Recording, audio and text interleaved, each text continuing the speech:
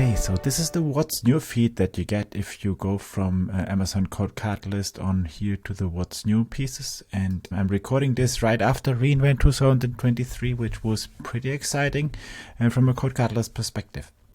Going to just give a very short look at the latest announcements from CodeCatalyst here, and I'm going to prepare then to talk about the different details and what gets me really exciting about the different announcements. So let's have a short look.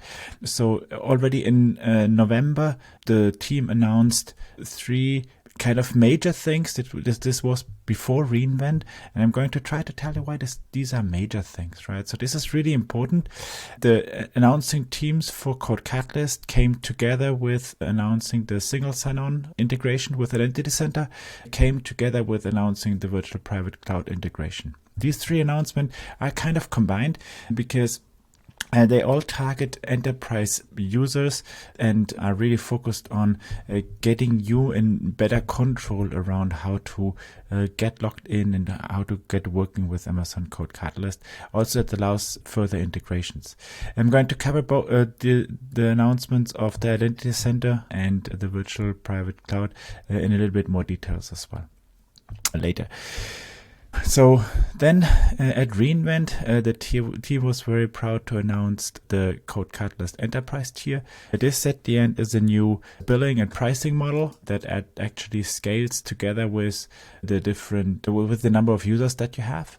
There is a deep dive blog that you can look at that gives you a lot of insights into that. The main difference here to other concurrent applications is that this one really is meant to scale with the number of users that you have. So this does really mean that based on the users that you add over here, so let's go to 20, right? The number of compute minutes, the number of dev environment hours, and the storage for dev environments, and also other pieces down here are going to actually scale up based on the number of users that you have. This gives you the possibility to directly also get started with a very small number of users and then grow as you go and grow as you need. I think this enterprise tier really offers additional functionalities as well. Today, only the custom blueprints are part of this enterprise tier, and everything else then kind of scales up with the corresponding functionalities. I'm going to cover the custom blueprints in very detailed video as well, because I really think that this changes a lot on the way on how you work with software projects as a whole. So I'll not cover more about that right now. But this enterprise tier really offers enterprises also the usage of CodeCatalyst directly through the AWS bill. And I think that this is going to change a little bit the traction that we get as well for the tool as a whole. As I already mentioned a little bit earlier, the virtual private cloud integration was very important for enterprises as well. This means that you are now able to define that your workflow runners, so the build machines that are actually going to be triggered, that they are executed within your own VPC and that you can link them to your own VPC. So this gives you the possibility to connect to private APIs that you deploy through CodeCatalyst as well.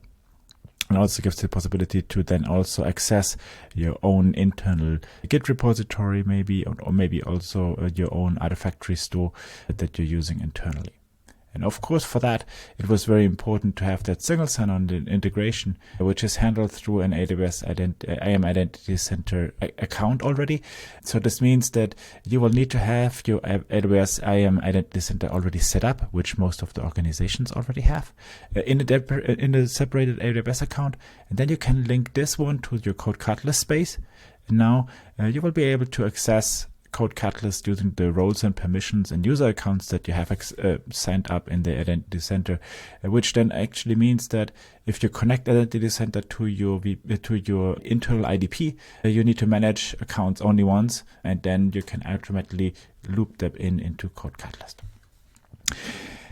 Last but not least, the Amazon Q announcement within CodeCatalyst. I'm also going to cover that in a detailed video, so I'll just leave it at that with an overview of the recent announcements in CodeCatalyst. And yeah, let's dive deep into the different topics. And if you have any questions or want to learn more about the different announcements, please let me know. Bye-bye.